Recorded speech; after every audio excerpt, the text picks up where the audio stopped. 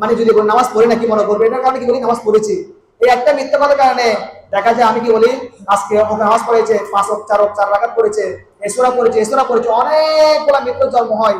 এটা এরকম কেউ বলে না, তারপরে উদাহরণ দিচ্ছে কি জন্য, এই যে কাজগুলা আমরা ছোট কাজগুলা সামান্য মিথ্যা কথাটা সম্মান বাড়ানোর জন্য, নিজেকে রক্ষা করার জন্য যে কথাগুলা বলি, যে কাজগুলা করি, এই সামান্য কথাগুলা দেখা যায় আমাদেরকে জাহান্নামের দিকে নিয়ে যায়। সেজন্য আল্লাহ রাসূল বলেন তোমরা সত্যবাদী হও, ন্যায় কথা বলো, তাহলে এই সত্য মানুষকে ন্যায়ের দিকে নিয়ে যায়, আর ন্যায় মানুষকে জান্নাতের দিকে নিয়ে যায়। সুবহানাল্লাহ। এরপর আল্লাহ রাসূল আমাদেরকে শিক্ষা দিচ্ছেন দয়া এবং অনুভূতি, সহানুভূতি, মানুষের প্রতি দয়া, ইহসান। আল্লাহ রাসূল বলতেছেন লাইসা মিন্না মাল্লাম ইয়ারহামু সগীরানা ওয়া ইয়াকির কাবীরানা, সে আমাদের দলভুক্ত নয়, সে মুসলমানদের দলভুক্ত নয় যে ব্যক্তি বড়দের সম্মান করে না, আর ওই ব্যক্তি যিনি বড় হয়ে ছোটদের স্নেহ করে না। নাউজুবিল্লাহ। আল্লাহ রাসূল বলতেছেন সে আমাদের দলভুক্ত নয়, মুসলমানই নয়।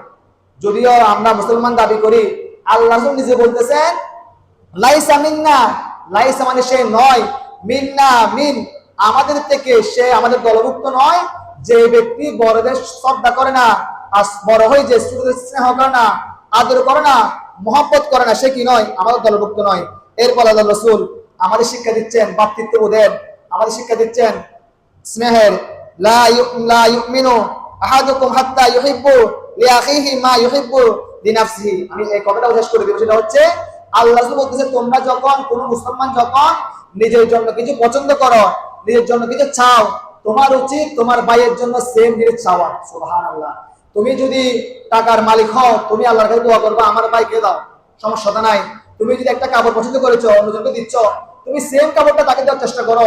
তুমি একটা বস্তু ক্রয় করেছো, তুমি চেষ্টা করো ওই জিনিসটা তাকে দেওয়ার জন্য।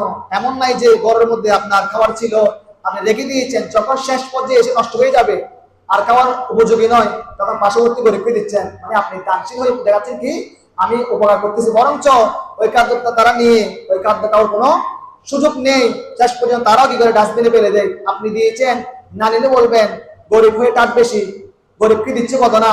অথচ আপনি এই খাদ্যটা যদি একদিন আগে দিতেন অথবা একবার আগে দিতেন, তারা পরিবার নিয়ে খেতে পারতো। তাহলে আল্লাহ রাসূল বলতেছেন ভ্রাতৃত্ববোধ হচ্ছে এমন, কোন মুসলমান যখন নিজের জন্য যেটা পছন্দ করে, সে যেন